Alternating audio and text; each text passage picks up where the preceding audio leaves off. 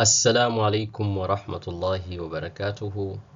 الحمد لله رب العالمين، ثم الصلاة والسلام على أشرف الأنبياء والمرسلين سيدنا وحبيبنا محمد صلى الله عليه وسلم. أما بعد، tunamshukuru Mwenyezi Mungu Subhanahu wa Ta'ala na kumtakia rehma mtume wetu kipenzi chetu mtume wetu Muhammad sallallahu alayhi wasallam. Tunamwomba Mwenyezi Mungu Subhanahu wa Ta'ala atufufue katika kundi lake, atujalie katika wale ambao watakunywa kutoka katika mto wake mtukufu wa Kauthar, mto ambao atakayekunywa hatakuwa na kiu milele. Pia tunamwomba Mwenyezi Mungu Subhanahu wa Ta'ala atujalie kuwa watu wa Qur'ani wenye kuipenda na kuifanyia kazi na kuisoma wakati wote, usiku na mchana. Pia tunamwomba Mwenyezi Mungu ajalie Qur'ani hii tukufu iwe muombezi kwetu hapa duniani na siku ya kiyama. Na pia tunamwomba Mwenyezi Mungu Subhanahu wa Ta'ala atukumbushe yale tuliyosahaulishwa katika Qur'ani, na pia atufundishe yale tusiyojua. Amin amin walhamdulillahi rabbil alamin. Karibuni sana leo katika somo letu la 7 la Iqlab, baada ya masomo mengine yote yaliyopita, na Mwenyezi Mungu azidi kuwazidishia kheri wale wafuatiliaji wa somo hili tukufu, somo la Qur'ani tukufu, somo la tajwidi. Tunaomba Mwenyezi Mungu atujalie wepesi katika yote haya. Naam, haraka naweza tukaangalia maana ya neno al-iqlab. Al-iqlab maana yake ni kugeuza au kubadilisha.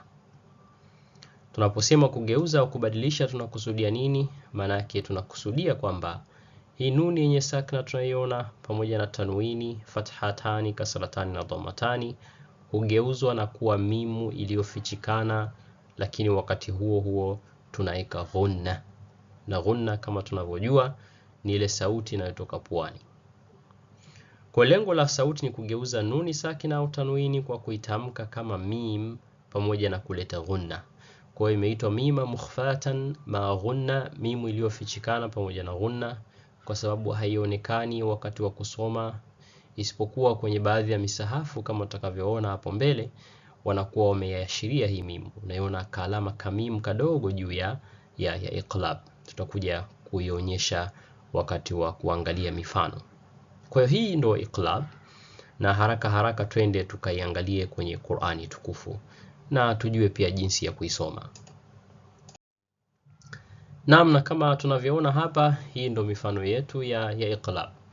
Na kukumbushia tu na kutilia mkazo, iqlab inapatikana pale ambapo nuni yenye sakna au tanwini imekutana na be.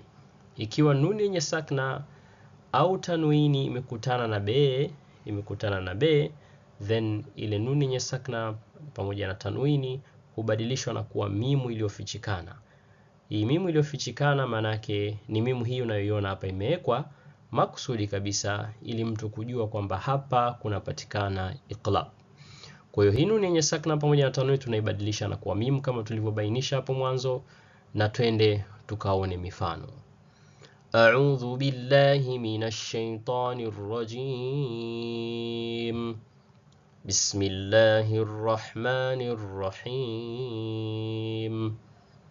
Anbiya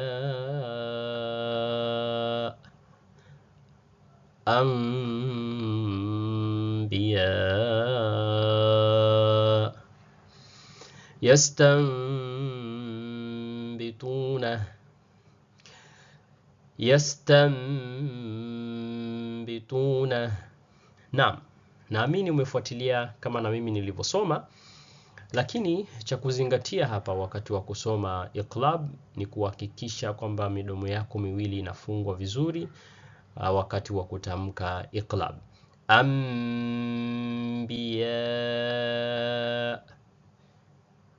vizuri, umetamka vizuri kabisa. Yastanbituna, vizuri, midomo yako imefungwa vizuri. Kwa hiyo na ghunna pia imetoka wakati umefunga midomo yako miwili, hakikisha ghunna inatoka puani mwako. Yastanbituna يسقطونه من بني إسرائيل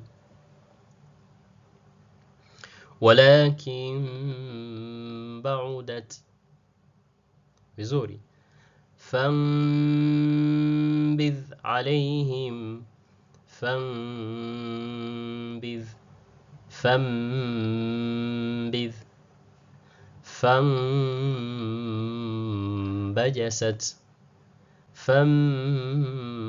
فانبجست لئن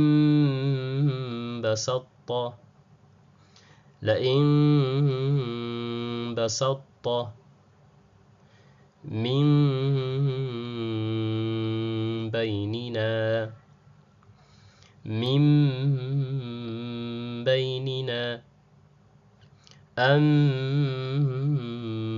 أنبتت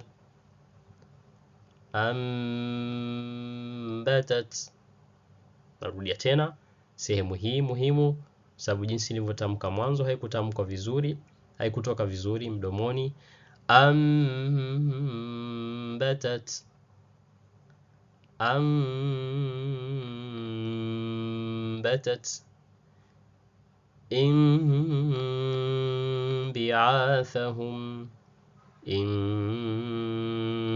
انبعاثهم عن بينة نوني مكتانة ب من بيتك mimi mkutana b nuni mkutana b. Sasa hivi tunaenda kwenye mifano ya tanwini kukutana na b. Nafsan bighairi nafs, zawjin bahij, muadhdhinun bainahum amadan ba'ida, مشاء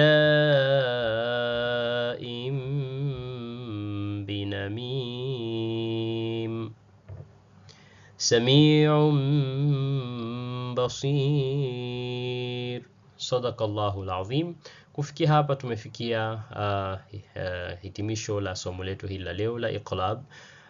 Tunaomba Mwenyezi Mungu atujalie wepesi. Usisahau kulike, kushare, kusubscribe channel yetu ili iweze kuwafikia watu wengi zaidi, na hiyo kwako pia itakuwa ni sadaka, na pia utakuwa umesupporti kazi zetu hizi ambazo tunazifanya ili kuhakikisha watu wanaweza kuisoma Qur'ani katika njia iliyo nzuri yenye kuridhiwa na Allah Subhanahu wa Ta'ala, yenye kufurahikiwa na mtume wetu Muhammad sallallahu alaihi wasallam na wasikilizaji wote. Wa hadha, assalamu alaikum wa rahmatullahi wa barakatuh.